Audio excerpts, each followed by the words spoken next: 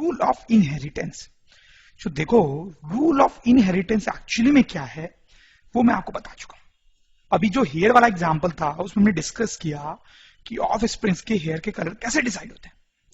तो वही basically rule of inheritance है, इनहेरिटेंस है। लेकिन आप सोचो किसी ना किसी साइंटिस्ट ने पहली बार वो रूल खोजा होगा, तो वो ग्रेट साइंटिस्ट का नाम है मेंडेल। मेंडेल बहुत ही महान साइंटिस्ट थे। वो प्लांट्स के साथ बहुत रिसर्च किया करते थे। तो पीस प्लांट्स पे बहुत रिसर्च करके उन्होंने ये रूल्स पता किए थे। हो सकता है आपको ये लग रहा हो कि अरे प्लांट्स पे रिसर्च करके इंसानों के बारे में कैसे पता चला। तो देखो, उसमें कोई खास बात नहीं है। प्लांट्स भी रिप्रोड्यूस करते हैं और ह्यूमन बींग्स भी, ठीक है।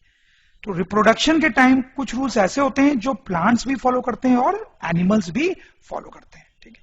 तो इन्होंने प्लांट्स पे रिसर्च करके ये रूल्स पता किए थे। तो क्या एक्सपेरिमेंट्स इन्होंने किए थे वो हम देखेंगे। तो हो सकता है कि आप सोच रहे हो कि वाई पी प्लांट्स पे ही क्यों एक्सपेरिमेंट किया मेंडल ने, किसी और प्लांट पे भी तो किया जा सकता था। तो उसके कई सारे रीजन है। एक रीजन तो ये है कि पी प्लांट जो है वो डिफरेंट वैरायटी में पाया जाता है। जैसे कुछ ऐसी वैरायटी जो होती है उसमें जिसका प्लांट बहुत लंबा होता है, कुछ ऐसी वैरायटी होती है जिसमें प्लांट की हाइट छोटी होती है। कुछ प्लांट्स में फ्रूट येलो रंग के होते हैं, कुछ प्लांट्स में फ्रूट ग्रीन रंग के होते हैं, कुछ प्लांट्स के फ्लावर्स वायलेट कलर के होते हैं, कुछ के व्हाइट कलर के होते हैं। तो लॉट्स ऑफ वेरिएशंस, ठीक है, लॉट्स ऑफ वेरिएशंस। तो बहुत सारे वैरायटी के पी प्लांट्स होते हैं। तो उससे क्या होता है कि उन पे एक्सपेरिमेंट करके रूल ऑफ इनहेरिटेंस निकालना आसान हो जाता है, जैसे कि आगे आप समझ जाएंगे। एक और रीजन हम यहां पे लिख सकते हैं कि P plants grow very fast. P plant जो होते हैं बहुत फास्ट ग्रो करते हैं। तो उससे क्या होता है कि रिसर्च बहुत जल्दी हो जाती है। जैसे आपने एक पी प्लांट लगाया, थोड़े दिन में वो बड़ा हो जाएगा। फिर उस पी प्लांट ने सपोज करो उसके चिल्ड्रन बनाए आपने, ठीक है, तो फिर वो भी जल्दी बड़े हो जाएंगे। फिर उनके चिल्ड्रन बनाए, वो भी जल्दी बड़े हो जाएंगे, ठीक है। तो अगर आपको उन सब पे रिसर्च करना है तो रिसर्च आपकी जल्दी कंप्लीट हो जाएगी। नहीं तो सपोज करो 50 साल लगते अगर पी प्लांट्स को बड़े होने में, 50 साल लगते, ठीक है, तो फिर इसके बच्चे जो बनाते हैं उनको फिर से 50 साल और लगते बड़े होने में, ठीक है। उतने दिन में तो मेंडल जिंदा ही नहीं रहते ताकि वो रिसर्च कर सके। तो अब हम देखेंगे मेंडल ने क्या एक्सपेरिमेंट्स किए थे। तो उनका सबसे पहला एक्सपेरिमेंट देखते हैं। उन्होंने 2 वैरायटीज ली पी प्लांट्स की, एक टॉल और एक शॉर्ट। तो बेसिकली उन्होंने हाइट से रिलेटेड गेम खेला पहले एक्सपेरिमेंट में, ठीक है। तो ये जो टॉल पी प्लांट्स उन्होंने लिए थे उनके पास जो जीन्स थे वो थे टी, और शॉर्ट के पास थे जीन्स टी, स्मॉल टी। तो मैंने आपको बताया था कि हाइट से रिलेटेड 2 जीन्स होते हैं, एक कैपिटल टी और एक small T. Capital T tall बनाने के लिए रिस्पॉन्सिबल होता है ऑर्गेनिज्म को, और स्मॉल टी शॉर्ट बनाने के लिए। और इनमें से कौन सा डोमिनेटिंग होता है बताया था मैंने, कैपिटल टी इज डोमिनेटिंग। तो बेसिकली उन्होंने इस टाइप से 2 प्लांट्स लिए। फिर उन्होंने इनको आपस में रिप्रोड्यूस कराया, इन दोनों को आपस में रिप्रोड्यूस करा के इन दोनों के ऑफ स्प्रिंग्स बनाए। तो जो ऑफ स्प्रिंग्स बने होंगे उनकी हाइट कैसी रही होगी सोच सकते हैं आप। बेसिक फंडा मैंने आपको बता दिया है। तो उन्होंने बहुत सारे प्लांट्स बनाए इन दोनों को रिप्रोड्यूस करके। मैं यहां पे 2 ही बना रहा हूं। और उन्होंने देखा कि ये जो सारे के सारे प्लांट थे जो भी बने वो सब टॉल थे, जबकि पेरेंट में एक टॉल था और एक शॉर्ट, लेकिन ऑफ स्प्रिंग सारे के सारे टॉल बने। ऐसा क्यों हुआ होगा ये आप बिल्कुल समझ सकते हैं। क्यों हुआ होगा? क्योंकि ये जो टॉल प्लांट है उससे एक जीन आया होगा और इस शॉर्ट प्लांट से एक जीन आया होगा, दोनों के फ्यूज होने से जाइगोट बना होगा, ठीक है। तो इसमें 2 जीन है कैपिटल टी, तो एक आएगा कैपिटल टी, और इसमें 2 स्मॉल टी है तो एक स्मॉल टी आ जाएगा, ठीक है। यानी इनका जीनोटाइप जो होगा वो होगा कैपिटल टी स्मॉल टी, सबका एक जीनोटाइप होगा, राइट। अब क्योंकि कैपिटल टी जो है वो डोमिनेटिंग है तो वो डोमिनेट करेगा और सारे के सारे प्लांट्स कैसे हो जाएंगे, टॉल, ठीक है। इसलिए उनको सारे टॉल प्लांट्स मिले। अब उन्होंने आगे क्या किया आप समझ पा रहे होंगे। अब उन्होंने ये जो प्लांट्स मिले उनको आपस में रिप्रोड्यूस कराया। तो ऐसे बहुत सारे प्लांट्स को उन्होंने आपस में रिप्रोड्यूस कराया, तो उनको क्या मिला होगा, शायद आप सोच पा रहे होंगे। तो उन्होंने कुछ ऐसा पाया कि ज्यादातर प्लांट्स अभी भी लंबे थे, लेकिन कुछ प्लांट्स छोटे थे। उन्होंने पाया कि 25% प्लांट्स लगभग छोटे थे अब, और 75% जो प्लांट्स थे, ठीक है, वो बड़े थे। ऐसा क्यों हुआ होगा, ये भी आप बिल्कुल सोच सकते हो। ठीक है, अब इन दोनों से एक एक जीन आके कंबाइन करेगा। ठीक, तो इससे एक जीन आएगा, इससे एक जीन आएगा, दोनों मिलके एक जाइगोट बनाएंगे। ठीक, तो इससे जो जीन आएगा उसमें दो ऑप्शन है, क्या तो कैपिटल टी आए या तो स्मॉल टी आए। वैसे इससे भी कैपिटल टी आए या तो स्मॉल टी आए। तो आप देखें, इससे अगर कैपिटल टी आता है और इससे भी कैपिटल टी आता है तो एक बड़ा प्लांट बनेगा। इससे कैपिटल टी आता है लेकिन इससे स्मॉल टी आता है तो भी एक बड़ा प्लांट बनेगा। अगर इससे स्मॉल टी आता है और इससे कैपिटल टी आता है तो भी बड़ा प्लांट बनेगा। लेकिन इससे स्मॉल टी आता है और इससे भी स्मॉल टी आता है तो एक छोटा प्लांट बनेगा। ठीक है, तो इन दोनों के रिप्रोडक्शन में चार ऑप्शन है। फाइनली चार ऑप्शंस उभर के आते हैं जीनोटाइप के, एक ये जीनोटाइप, एक ये जीनोटाइप, एक ये जीनोटाइप और ये जीनोटाइप। उनमें से तीन जीनोटाइप जो हैं वो टॉल प्लांट्स बनाते हैं और एक जो जीनोटाइप है वो शॉर्ट प्लांट बनाता है। ठीक है, इसलिए 25% उनको शॉर्ट प्लांट्स दिखे और 75% उनको लॉन्ग प्लांट्स दिखे। तो बेसिकली यहां पर उनको रेशियो मिला 3:1 का। ठीक है, 3 जो थे वो डोमिनेंट ट्रेट का था और 1 जो है वो रिसेसिव ट्रेट का है। ठीक है, this is dominant trait, that is tallness, और this 1 represents recessive trait, that is dwarfness या shortness। तो इस एक्सपेरिमेंट से मेंडल को रूल ऑफ इनहेरिटेंस सोचने में मदद मिली थी।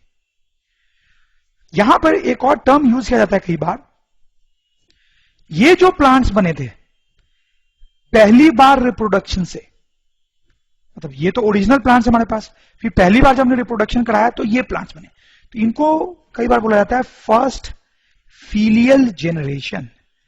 फर्स्ट फीलियल जेनरेशन या शॉर्ट में इनको बोलते हैं F1 जेनरेशन।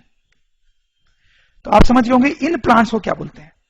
ये दूसरी बार रिप्रोडक्शन कराने से बने हैं तो इनको बोलते हैं सेकेंड फीलियल जेनरेशन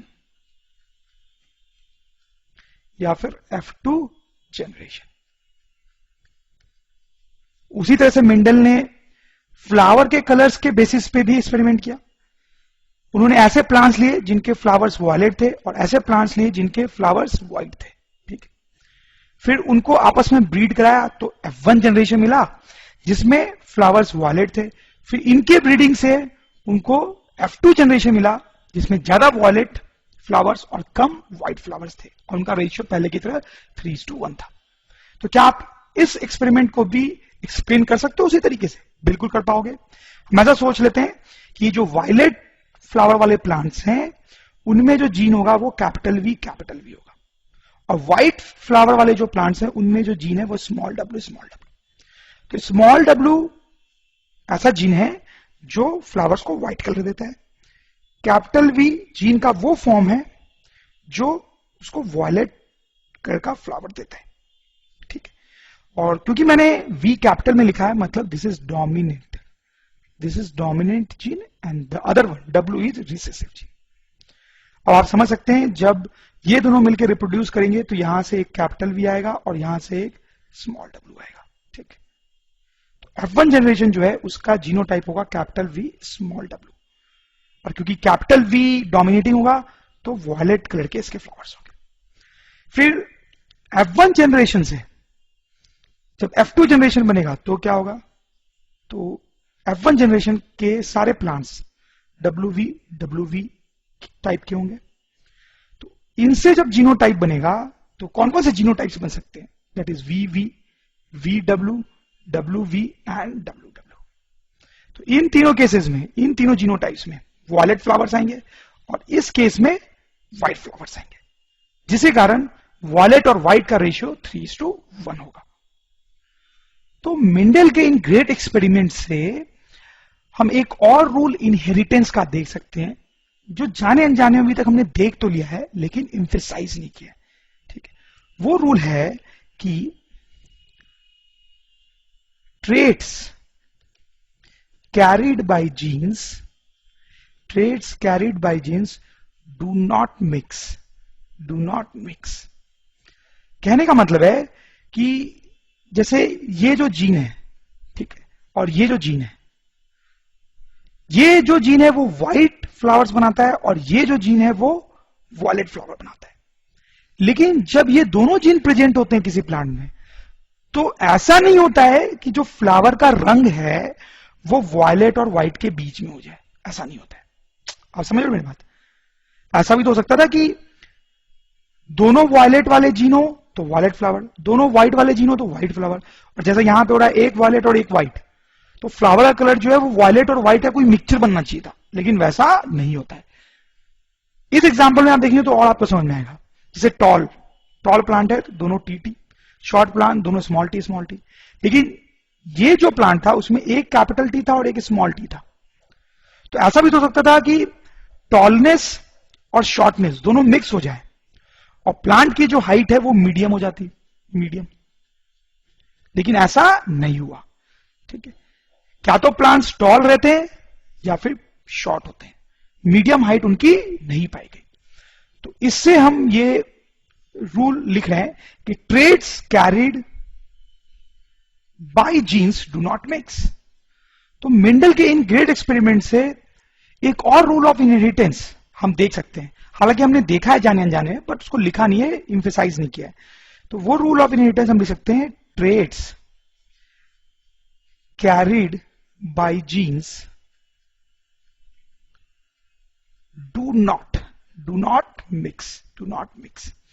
क्या मतलब इसका? आप देखें, ये जो वॉयलेट फ्लावर है यहां पे हमारे पास, उसमें जीन है कैपिटल वी।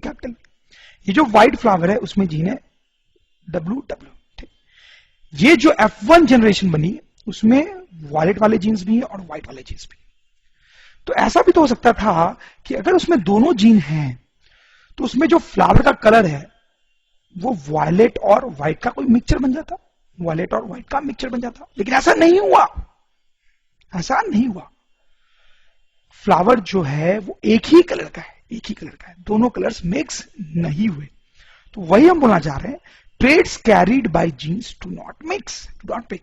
जैसे इस वाले एग्जांपल में आपको और समझ में आएगा कि देखो, ये जो टॉल प्लांट था उसमें capital T, small plant small T. In plants में दोनों जीन है, टॉल बनाने वाले भी, शॉर्ट बनाने वाले। तो ऐसा भी तो सकता था कि दोनों जीन मिक्स हो जाते और प्लांट की हाइट जो है वो मीडियम टाइप की हो जाती। ठीक है, ऐसा भी हो सकता था, लेकिन ऐसा हुआ नहीं। प्लांट्स क्या तो टॉल ही रहे या तो फिर शॉर्ट रहे, बीच की हाइट नहीं आई। तो इसलिए इन एक्सपेरिमेंट से यह कंक्लूड किया जा सकता है कि traits carried by genes do not mix. तीसरा जो एक्सपेरिमेंट है मेंडल का, उसको बहुत ध्यान से देखने की जरूरत है क्योंकि ये वो थोड़ा कॉम्प्लिकेटेड है। उसमें मेंडल जी ने दो अलग वैरायटी के प्लांट्स लिए हमेशा की तरह, और इस बार डिफरेंस किसमें था? फ्रूट्स में। एक से जो फ्रूट्स मिल रहे थे वो कुछ इस टाइप के थे, येलो पीस, और दूसरे से ग्रीन पीस। ठीक है, लेकिन इन दोनों फ्रूट्स में दो डिफरेंस थे। पहला, इसका शेप राउंड था और कलर येलो था, जबकि इसका शेप रिंकल्ड था और कलर ग्रीन था। रिंकल शेप समझ रहे हैं आप? मतलब ध्यान से आप देखें, राउंड शेप नहीं होगा परफेक्ट, जगह जगह से जो फ्रूट है वो दबा हुआ होगा। तो यहां पर जो दो प्लांट्स ले गए उनके फ्रूट्स में दो डिफरेंस थे। एक तो आप देख सकते हैं डिफरेंस इन शेप, एंड दूसरा जो है डिफरेंस इन कलर। दो ट्रेड्स अलग थे, जबकि इससे पहले जो हमने एग्जांपल्स देखे उसमें सिर्फ एक ही ट्रेड अलग था, कलर। इसमें सिर्फ हाइट। बट अब इस केस में दो ट्रेड्स अलग थे, शेप और दूसरा कलर। तो यहां पे दो जीन्स इन्वॉल्व होंगे, एक जो शेप को कंट्रोल कर रहा होगा, एक जो कलर को कंट्रोल कर रहा होगा। राइट, तो देखो, सबसे पहले शेप के लिए अगर हम देखें, शेप के लिए तो हम ऐसा सोच सकते हैं कि इसमें आर आर, ये जीन रहे होंगे, ठीक है। और इसमें स्मॉल आर, मतलब कैपिटल आर जो है वो जीन है जो राउंड शेप देता है। स्मॉल आर जीन का वो फॉर्म है जो रिंकल्ड शेप देता है, और इसको मैंने कैपिटल से लिखा है, मतलब वो क्या है, डोमिनेटिंग। और कलर के लिए कोई दूसरा जीन रिस्पॉन्सिबल होगा, उसको हम ऐसे लिख रहे हैं वाई वाई, और इसमें वाई वाई, ठीक है। आप समझ रहे होंगे, कैपिटल वाई ऐसा जीन है जो येलो कलर देता है, स्मॉल वाई जीन का ऐसा फॉर्म है जो ग्रीन कलर देता है, और कैपिटल वाई जो है वो डोमिनेटिंग है। So this is for shape and this is for colour. अब इस केस में जब हम इन दोनों प्लांट्स को आपस में रिप्रोड्यूस करवाएंगे तो क्या होगा वो हम देखना चाहते हैं। तो इन दोनों को हम आपस में रिप्रोड्यूस करा रहे हैं, तो कैसे होगा देखें आप, इससे एक सेक्स सेल आएगा येलो वाले से, और ग्रीन वाले से भी एक सेक्स सेल आएगा। दोनों के सेक्स सेल जो है वो मिलके जाइगोट बनाएंगे, जो कि नया प्लांट बनाएगा, ठीक है। तो आप देखें, इससे जो जीन आएगा उसमें क्या होगा, दोनों आर में से एक आर आएगा सेक्स सेल में, और दोनों वाई में से एक वाई आएगा सेक्स सेल में। यहां से जो सेक्स सेल होगा उसमें इन दोनों आर में से एक जीन होगा, इन दोनों वाई में से एक जीन होगा, ठीक है। अब ये दोनों सेक्स सेल मिलकर जाइगोट बनाएंगे, तो उसके पास जो जीन होंगे आप क्लियरली देख सकते हैं, R small R capital Y small Y होगा, ठीक है। तो ये हमारे जाइगोट का जीनोटाइप हो गया। तो आप समझ सकते हैं कि ये जो प्लांट बनाएगा उसमें फ्रूट कैसा होगा। शेप में देखें, आर डोमिनेट करेगा, कैपिटल आर, तो शेप कैसा हो जाएगा, राउंड। कलर में कैपिटल वाई डोमिनेट करेगा, तो कैपिटल वाई के कारण कलर कैसा हो जाएगा, येलो। मतलब इन दोनों के हाइब्रिड से, रिप्रोडक्शन से जो नया प्लांट बनेगा उसका जो फ्रूट होगा, क्या आप समझ रहे हैं वो कैसा होगा, वो ऐसा होगा, राउंड येलो, और उसका जीनोटाइप है आर आर वाई वाई। इसको हम बोलेंगे F1 जनरेशन। इसका मतलब इन दोनों को जब हम क्रॉस रिप्रोडक्शन करवाएंगे तो हमें सिर्फ और सिर्फ येलो राउंड पीस ही मिलेंगे। ओके, अब नेक्स्ट हम क्या काम करने वाले हैं ये आप समझ रहे होंगे कि अब ऐसे जो भी प्लांट्स हमें मिले उनको हम आपस में रिप्रोड्यूस कराएंगे और फिर देखेंगे क्या होता है। थोड़ा ध्यान से देखेंगे आप, कॉम्प्लिकेटेड है। तो हमारे पास सिचुएशन ये है कि फर्स्ट जनरेशन के दो प्लांट्स हैं हमारे पास, ठीक है, और उनकी जो जीनोटाइप है वो ऐसी है, दोनों की सेम ही जीनोटाइप है। ओके, अब इनका जब फर्टिलाइजेशन होगा तो इससे एक सेक्स सेल आएगा और इससे एक सेक्स सेल आएगा, दोनों के दोनों हमेशा की तरफ कंबाइन करके एक जाइगोट बनाएंगे जो कि नया प्लांट बनाएगा, ठीक है। तो अब जैसे ये जो सेक्स सेल है उसमें आधे ही जीन्स आते हैं, तो कौन से जीन्स आएंगे इसमें से, इसमें कौन से जीन्स होंगे, देखें इन दोनों आर में से कोई एक आर आएगा, मान लो कैपिटल आर आ गया, इन दोनों वाई में से एक वाई आएगा, जैसे मान लो कैपिटल वाई आ गया। बट ऐसा ही हो ये जरूरी नहीं है, ऐसा भी हो सकता है कि इससे कैपिटल आ रहा है और नीचे वाले से स्मॉल वाई आ जाए, ऐसा भी हो सकता है कि ऊपर वाले से स्मॉल आ रहा है और नीचे वाले से कैपिटल वाई आ जाए, या फिर ऐसा भी हो सकता है कि स्मॉल आर और स्मॉल वाई आ जाए। वैसे यही चार कॉम्बिनेशन इस सेल के लिए भी एप्लीकेबल होंगे। तो ये जो सेक्स सेल आएगा उसमें इन चार में से कोई कॉन्फ़िगरेशन होगा, और ये जो सेक्स सेल होगा उसमें भी इन चार में से कोई कॉन्फ़िगरेशन होगा, और ये दोनों मिलके एक जाइगोट बनाएंगे, एक नया प्लांट बनाएंगे। तो यहां पर ये दोनों जब मिलेंगे तो बहुत सारे कॉम्बिनेशंस पॉसिबल है, तो वो मैं एक टेबल बना के आपको बताता हूं। तो ये टेबल देखें आप, एक जो सेक्स सेल है उससे जो चार ऑप्शंस हो सकते हैं वो हमने यहां लिखे, आप ध्यान से देखेंगे बिल्कुल। ये जो दूसरा सेक्स सेल है उसके जो चार टाइप्स आ सकते हैं वो हमने यहां पे लिखा है, ठीक है।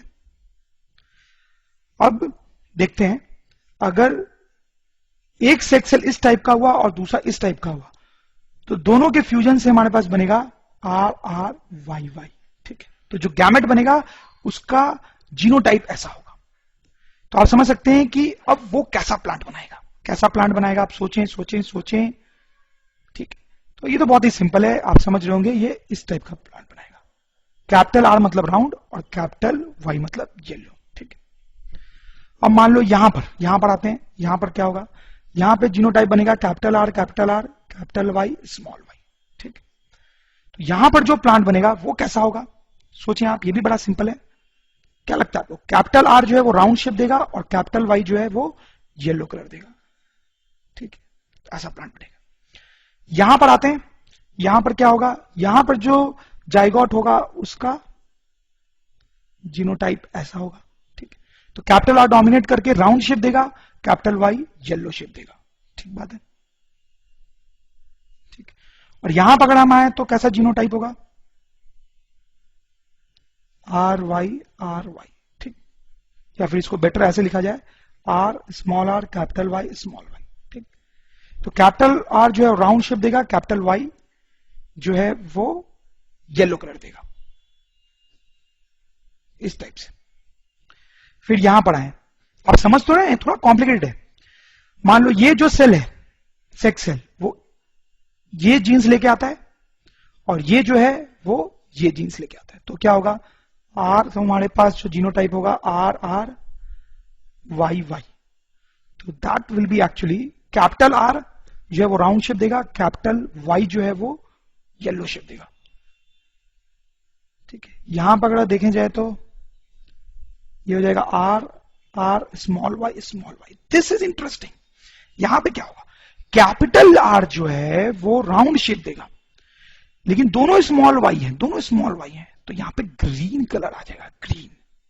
इसका मतलब ऐसा round shape but green colour, ऐसा प्लांट बनेगा। तो आप देख सकते हैं कि ये इंटरेस्टिंग इसलिए है क्योंकि हमने ऐसे प्लांट्स से शुरू किया था जिसमें क्या तो ऐसा फ्रूट था, क्या तो ऐसा फ्रूट था। अब यहां पर जो हमें फ्रूट मिला है वो दोनों से ही अलग है, देखा जाए तो। ठीक है, कलर इसका लिया है और शेप इसका लिया है। कलर इसका लिया है, ध्यान दें, ग्रीन, शेप इसका लिया है राउंड। ठीक है, वैसे आप सारे केस को एनालाइज करेंगे तो आपको बड़े इंटरेस्टिंग केसेस मिलेंगे। मैं यहां बना देता हूं, आप पॉज करके सोचें। तो ये है पूरा चार्ट, अगर आप इसको ध्यान से देखेंगे तो मैंने सही बनाया है, आप वेरीफाई करें। और इस चार्ट को आप देखेंगे तो इससे आपको ये समझ में आएगा कि टोटल 4 तरीके के प्लांट्स मिलेंगे हमें F2 जनरेशन में। F2 जनरेशन में टोटल 4 तरीके के प्लांट्स मिलेंगे। आप ध्यान दें, ये प्लांट तो मेरे पास पहले भी था, राउंड येलो। ठीक है, राउंड येलो फ्रूट वाला, और ये वाला भी पहले से था, दैट इज रिंकल्ड ग्रीन। लेकिन ये दोनों पहले से नहीं थे, ये दोनों नए आए हैं। ठीक है, वो इन दोनों के प्रॉपर्टीज के कॉम्बिनेशन से मिले। और इनफैक्ट इस चार्ट को आप देखेंगे तो ये जो रेशियो मैंने लिखा है वो भी आपको समझ में आएगा कि सबसे ज्यादा ये मिलेगा और सबसे कम ये। ठीक है, और इन चारों का जो रेशियो है वो होगा 9:3:3:1 में। तो ऐसा मेंडल ने अपने एक्सपेरिमेंट्स में पाया था जब उन्होंने बहुत सारे पी प्लांट्स ग्रो किए, और इस एक्सपेरिमेंट के हेल्प से उन्होंने अपनी रूल ऑफ इनहेरिटेंस बनाई थी। तो रियलिस्टिक फोटो में देखें कि क्या हुआ है। तो ये दोनों से हमने स्टार्ट किया था, राउंड येलो, देखें आप, राउंड येलो, और ये रिंकल्ड ग्रीन। जो फर्स्ट जनरेशन हमें मिली उसमें सबके सब राउंड येलो थे, और जो सेकंड जनरेशन मिली उसमें हमें 4 वैरायटीज मिली, उसमें से ये वैरायटी नहीं थी और ये वैरायटी भी नहीं थी। ये क्या है, रिंकल्ड येलो, दिख रहा हो आपको, रिंकल्ड येलो। और ये क्या है, राउंड ग्रीन। ये दोनों हमारे पास शुरू में नहीं थे।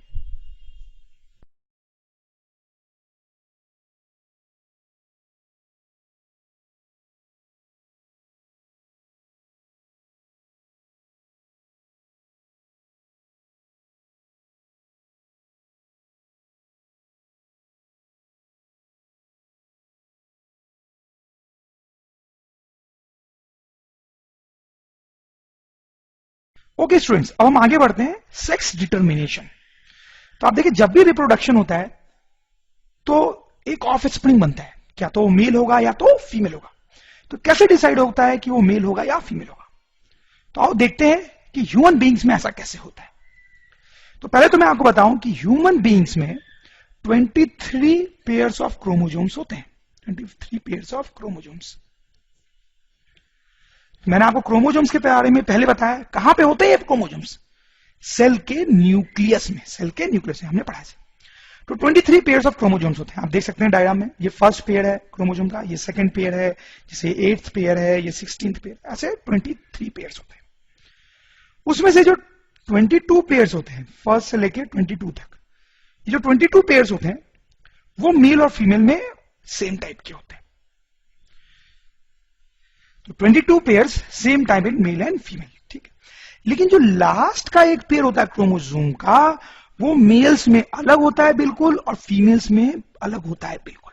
होना भी चाहिए यार, क्योंकि हमने पढ़ा था कि इन क्रोमोसोम्स के अंदर जो जीन्स होते हैं वही सारी प्रॉपर्टीज ऑर्गेनिज्म की डिसाइड करते हैं, ठीक। तो मेल और फीमेल में काफी सारे डिफरेंसेस होते हैं, उनका बॉडी स्ट्रक्चर डिफरेंट होता है। तो इसका मतलब है कि कुछ क्रोमोसोम्स उनके अलग होने चाहिए। तो ये जो 23rd क्रोमोसोम है ये मेल्स और फीमेल्स में अलग होता है और यही डिसाइड करता है कि जो ऑर्गेनिज्म है वो मेल है या फिर फीमेल है। तो ये जो 23rd क्रोमोसोम के पेयर होते हैं उसको 6 क्रोमोसोम्स भी बोलते हैं, 6 क्रोमोसोम्स, ठीक है। तो मेल में देखो कैसा होता है, ये YX मेल में होता है, YX या XY एक ही बात है। और फीमेल में कैसा होता है, XX। तो आप देख सकते हैं फीमेल में ये क्रोमोसोम अलग टाइप का है XX और मेल में अलग टाइप का है XY। और ये जो डिफरेंस है वही डिसाइड करता है कि मेल है या फीमेल कोई पर्टिकुलर ऑर्गेनिज्म। देखो जब रिप्रोडक्शन होता है तो फीमेल और मेल मिल के एक नए चाइल्ड को बनाते हैं।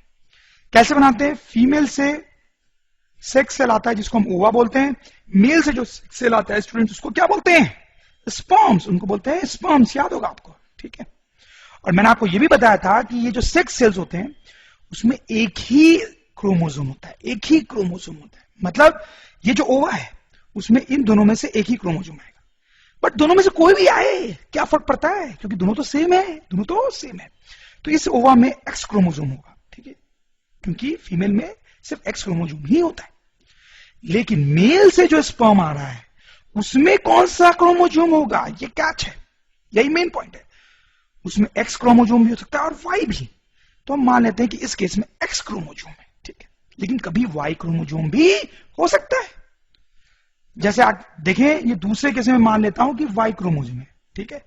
इनफैक्ट 50% चांस है एक्स क्रोमोसोम होने के और 50% चांस है स्पर्म में वाई क्रोमोसोम होने के। क्यों? क्योंकि मेल में एक एक्स क्रोमोसोम है और एक वाई। तो आधा चांस है कि स्पर्म में एक्स क्रोमोसोम आए और आधा चांस है कि स्पर्म में वाई क्रोमोसोम आए, ठीक है। अब देखें ये जो स्पर्म और ओवा है ये जब फ्यूज करते हैं तो एक जाइगोट बनाते हैं जो बेबी में डेवलप होता है, ठीक है। ये फ्यूज होकर जाइगोट बनाते हैं जो बेबी में डेवलप होता है। देखो इस केस में ये जब स्पर्म ओवा से जाके मीट करेगा और फ्यूज होके जाइगोट बनाएगा तो उस जाइगोट में 2 क्रोमोसोम आएंगे, एक्स फीमेल से और एक्स मेल से भी, सही बात। लेकिन इस केस में जब दोनों का फ्यूजन होगा तो क्या होगा, इसमें 2 क्रोमोसोम आएंगे, एक्स जो है वो ओवा से आएगा और वाई जो है वो स्पर्म से आएगा, सही बात है। अब ये जो बेबी डेवलप होगा उसमें एक्स एक्स क्रोमोसोम होंगे, एक्स एक्स क्रोमोसोम होंगे। तो आप समझ गए होंगे कि एक्स एक्स क्रोमोसोम तो फीमेल में होता है, मतलब ये जो चाइल्ड है वो गर्ल चाइल्ड है। और ये जो जाइगोट है वो जिस बेबी में डेवलप होगा उसमें एक्स और वाई क्रोमोसोम होंगे। तो आप समझ गए होंगे एक्स और वाई क्रोमोसोम तो मेल्स में होता है, मेल्स में, इसका मतलब यहां पे बॉय चाइल्ड बनेगा, ठीक है। तो इस तरीके से डिसाइड होता है कि फीमेल चाइल्ड प्रोड्यूस होगा या फिर मेल चाइल्ड प्रोड्यूस होगा। और आप यहां से ये भी समझ सकते हैं क्योंकि 50% टाइम ये कंडीशन होती है और 50% टाइम ऑलमोस्ट ये कंडीशन होती है, तो आधे टाइम्स गर्ल्स का प्रोडक्शन होगा और आधे टाइम बॉयज का। इसलिए हमारे दुनिया में लगभग बराबर चाइल्ड और बॉयज हैं, बराबर गर्ल्स और बराबर बॉयज हैं। तो यहां पर हमने देखा कैसे क्रोमोसोम्स या जीन्स से डिसाइड होता है कि फीमेल चाइल्ड होगा या फिर मेल चाइल्ड होगा। हालांकि हमने बात ह्यूमंस की है, बट ज्यादातर ऑर्गेनिज्म में ऐसा ही कॉन्सेप्ट होता है कि क्रोमोसोम्स या जीन्स डिसाइड करते हैं कि मेल होगा या फीमेल। हालांकि कुछ ऑर्गेनिज्म ऐसे भी होते हैं जिसमें जीन्स नहीं बल्कि इन्वायरमेंटल कंडीशंस ये डिसाइड करती हैं कि मेल चाइल्ड होना चाहिए या फीमेल चाइल्ड होना चाहिए, ठीक है। जैसे ह्यूमंस के केस में इन्वायरमेंट का कोई रोल नहीं है, वो तो क्रोमोजोम्स का रोल है, जैसा हमने देखा कि मेल चाइल्ड होगा या फीमेल। ज्यादातर एनिमल्स में या ज्यादातर ऑर्गेनिम्स में वैसा ही होता है, बट कुछ में वैसा नहीं होता है। कुछ में क्रोमोजोम्स डिसाइड नहीं करते हैं, बल्कि इन्वायरमेंटल कंडीशन से डिसाइड होता है कि मेल होगा या फीमेल। जैसे मैं आपको एग्जांपल देना चाहता हूं कि टर्टल जो होता है, टर्टल्स, तो अगर टेम्परेचर हाई होता है, सराउंडिंग टेम्परेचर हाई होता है, ठीक है, तो टर्टल्स जो होते हैं वो फीमेल चाइल्ड बनाते हैं, और टेम्परेचर कम होगा तो ऑब्वियसली मेल। वैसे जो लिजर्ड्स होते हैं, लिजर्ड्स, वो इसका उल्टा करते हैं, अगर टेम्परेचर ज्यादा होता है तो वो मेल चाइल्ड बनाते हैं। तो इनमें इन्वायरमेंटल कंडीशन से मेल और फीमेल डिसाइड हो रहे हैं। Okay students, acquired and inherited traits. तो हमने देखा कि ऑर्गेनिम्स के बहुत सारे ट्रेट्स होते हैं, प्रॉपर्टीज होती हैं उनकी, कलर्स ऑफ हेयर, फेस का शेप, then body structure, different features हैं उनके। उन फीचर्स को दो पार्ट में डिवाइड किया जा सकता है, एक्वायर्ड एंड इनहेरिटेड। जैसे कि एक एग्जांपल से मैं आपको समझाता हूं। इन जेंटलमैन को तो आप जानते हैं, one and only Sunil Gavaskar, बहुत अच्छी क्रिकेट खेलते हैं।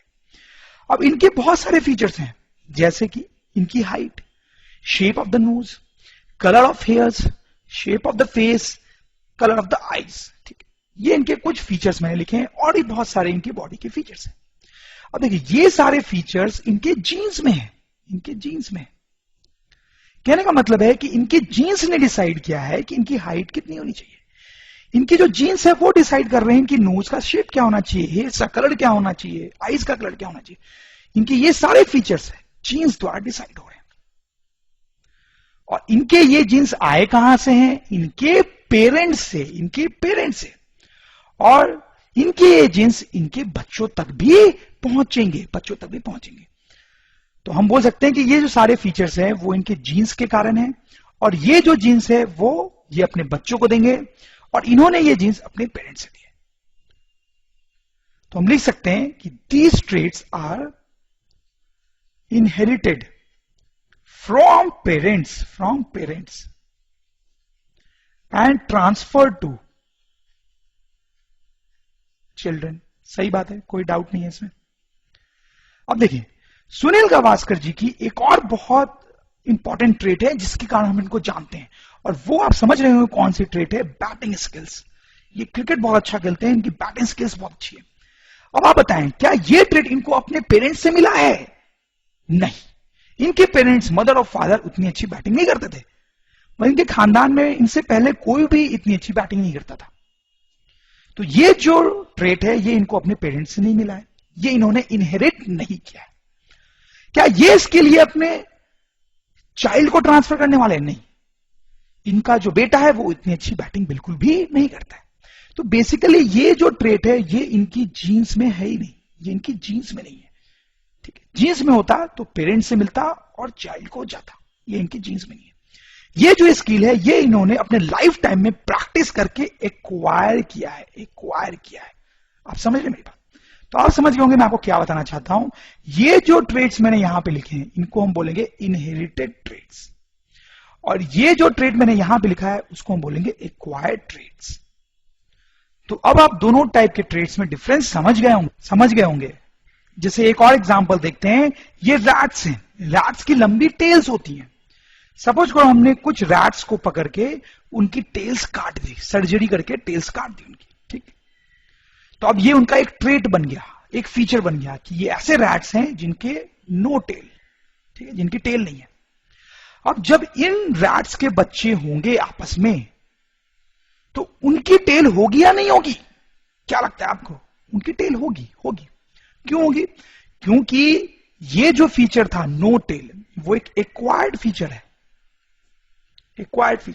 वो जीन में नहीं है उनके।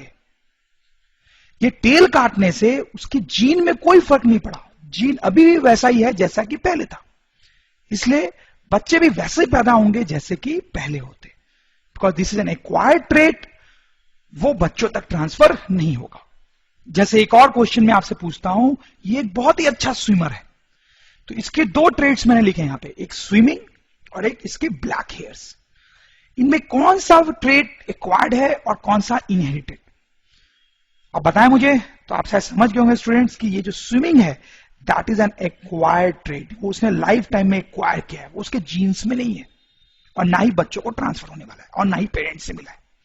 लेकिन उसके जो ब्लैक हेयर्स हैं वो इनहेरिटेड ट्रेड्स, वो उसको अपने जीन्स से मिला है जो पेरेंट्स से आए हैं।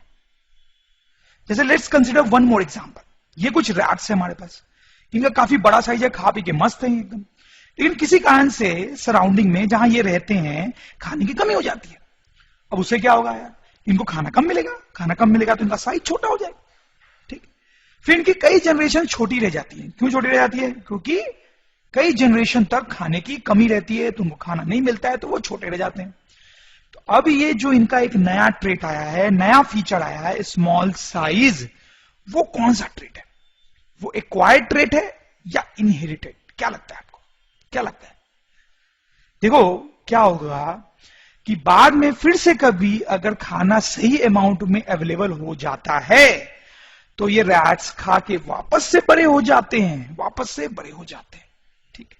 इसका मतलब ये है कि ये जो स्मॉल साइज था इनका, ये एक्वायर्ड ट्रेट कहलाएगा, एक्वायर्ड ट्रेट, ठीक है। क्योंकि ये जो उनका फीचर है वो जीन्स तक नहीं पहुंचा ना, वो जीन्स में नहीं गया, उनके उस ट्रेट में उनके जीन्स को मॉडिफाई नहीं किया। अगर जीन्स मॉडिफाई हो जाते तो फिर खाना अवेलेबल होने पर भी साइज छोटा ही रहता, साइज छोटा ही रहता, बट वैसा नहीं हुआ। जब खाना अवेलेबल हुआ तो वापस से साइज बड़ा हो गया, मतलब इसको बोलेंगे acquired trait, acquired trait. How are traits expressed? तो स्टूडेंट्स, हमने देखा है कि हमारी बॉडी में डिफरेंट डिफरेंट टाइप के जीन्स होते हैं और यही हमारे बॉडी की कैरेक्टरिस्टिक्स को डिसाइड करते हैं, जैसे कि हमारे हेयर का कलर क्या होगा, हमारी हाइट क्या होगी, हमारी नोज कैसी दिखेगी, एक्सेट्रा। तो सवाल ये पैदा उठता है कि ये जो जीन्स हैं वो ये सब कैसे डिसाइड कर लेते हैं, कैसे डिसाइड कर लेते हैं, कैसे ये सब कंट्रोल करते हैं? तो वही हम स्टूडेंट्स यहां पे समझना चाहते हैं। तो एक प्लांट का एग्जांपल लेके मैं आपको समझाता हूं स्टूडेंट्स। सपोज करो ये प्लांट है एक, ठीक है। तो ये प्लांट की हाइट के बारे में सोचते हैं। तो ये जो प्लांट है वो टॉल हो सकता है स्टूडेंट्स और शॉर्ट भी हो सकता है, ठीक, डिपेंडिंग ऑन द जीन्स। अब देखो स्टूडेंट्स, कोई भी प्लांट होता है या कोई भी एनिमल होता है तो उसकी बॉडी में बहुत सारे एंजाइम्स होते हैं, बहुत सारे हार्मोन्स होते हैं। ये एंजाइम्स और हार्मोन्स बड़े इंपॉर्टेंट होते हैं क्योंकि ये बॉडी के बहुत सारे फंक्शंस को कंट्रोल करते हैं। अब देखो, इन्हीं एंजाइम्स और हार्मोन्स में से कुछ ऐसे भी होंगे जो रिस्पॉन्सिबल होंगे ग्रोथ के लिए, responsible for growth. Responsible for growth का मतलब यह है स्टूडेंट्स कि वो पर्टिकुलर एंजाइम अगर ज्यादा होगा तो इस प्लांट में ग्रोथ ज्यादा होगी और ये प्लांट टॉल हो जाएगा। लेकिन अगर ये पर्टिकुलर एंजाइम कम होगा तो ग्रोथ कम होगी और प्लांट जो है वो शॉर्ट हो जाएगा। अब देखो स्टूडेंट्स, क्या होता है कि अगर इस प्लांट में टॉल बनाने वाले जीन्स हैं तो ये जो जीन्स हैं वो प्लांट को ऑर्डर करेंगे, प्लांट की बॉडी पार्ट्स को ऑर्डर करेंगे कि आप इन एंजाइम्स को ज्यादा बनाएं, ठीक है। ये जो एंजाइम्स या हार्मोन्स होते हैं वो प्लांट के डिफरेंट डिफरेंट बॉडी पार्ट्स द्वारा बनाए जाते हैं। तो ये टॉल वाले जीन्स जो है ये उन बॉडी पार्ट्स को ऑर्डर करेंगे कि ये वाला जो एंजाइम्स है वो ज्यादा बनाया जाए, और ये जब ज्यादा बनेगा तो क्या होगा, ग्रोथ ज्यादा होगी, ग्रोथ ज्यादा होगी तो टॉल हो जाएगा प्लांट, सही है। लेकिन अगर इस प्लांट में शॉर्ट बनाने वाले जीन्स हैं तो ये जीन्स क्या करेंगे, ये जीन्स एंजाइम्स बनाने वाले बॉडी पार्ट्स को ऑर्डर करेंगे कि आप ये वाला ग्रोथ वाला जो एंजाइम है वो कम बनाए। उसके कम बनने से क्या होगा स्टूडेंट्स, ग्रोथ कम होगी तो प्लांट जो है वो शॉर्ट हो जाएंगे, शॉर्ट हो जाएंगे। तो इस तरीके से स्टूडेंट जीन्स जो है हमारी बॉडी प्रॉपर्टीज को कंट्रोल करते हैं, ठीक है। आपको समझ में आ रही बात? अगर आपसे पूछा जाए स्टूडेंट्स किसी एग्जाम में कि हाउ आर ट्रेट्स एक्सप्रेस्ड, तो आप ये आंसर लिख सकते हो स्टूडेंट्स। मैं एक बार पढ़ देता हूं आपके लिए। Traits are expressed through working of genes in coordination with body system, ठीक है। Hormones and enzymes secreted by different body parts control body function, ठीक है। For example, let's consider height of a plant, ठीक है। If the plant has genes for tallness, these genes will order the body parts to produce more enzymes responsible for growth. Thus, height of plant will increase. सही है students, यही हमने अभी देखा है। If the plant has genes for dwarfness, these genes will order the organs to produce less enzymes responsible for growth. Thus, height of plant will be less. Thus, traits are expressed.